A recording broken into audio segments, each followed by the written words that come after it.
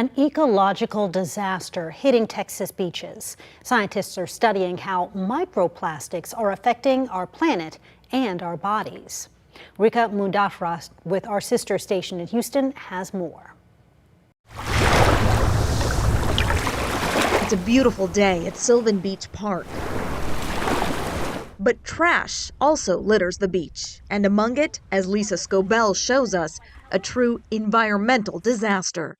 It's about the size of a lentil, and this is considered a primary plastic, which means it was made specifically to be this shape and this size. Billions of nurdles, pellets of pure plastic, constantly wash up on Texas beaches, dotting the sand like snow.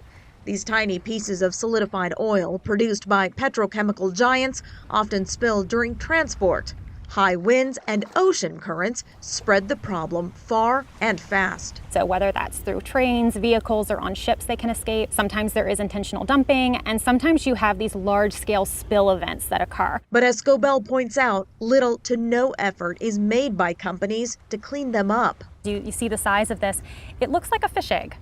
So a lot of animals actually eat this because they'll think it's a natural source of food. And it's not just aquatic organisms, it's the birds that are on the beach too. Potentially when you're eating different seafood and things, you have to consider maybe the potential of microplastic exposure through your food. Nurdles are an example of a primary microplastic.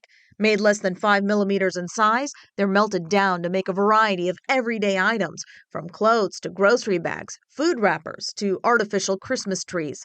Secondary microplastics are fragments from larger pieces of plastic, like water bottles, that break down to smaller pieces. So small, they've been detected throughout the human body, in blood, saliva, liver and kidneys, and even placenta.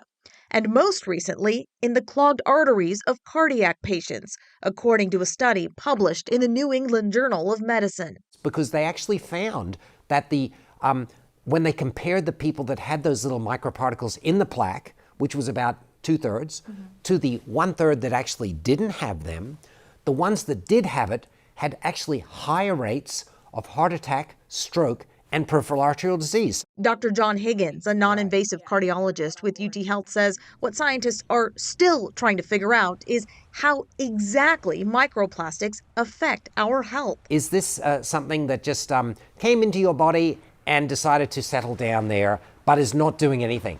Or is this part of the actual driving the inflammation, which is actually making the plaque worse and or accelerating the growth of that obstruction? Dr. Higgins says doctors can't make outright recommendations just yet, but says it doesn't hurt to make an effort to use less single-use plastic. A change that would not only affect human health, but the environment as well. Ultimately, Earth and this is our home, so it sustains us, and I'm a really big believer in helping to do everything that we can to protect it. A lot of people feel overwhelmed when they hear about issues like this, and they think, would my actions even make a difference? The answer is yes. When it comes to your health, Dr. Higgins says simple changes can go a long way. Don't heat or reheat food in plastic containers. Use glass containers instead. Also, avoid drinking out of plastic water bottles as much as possible.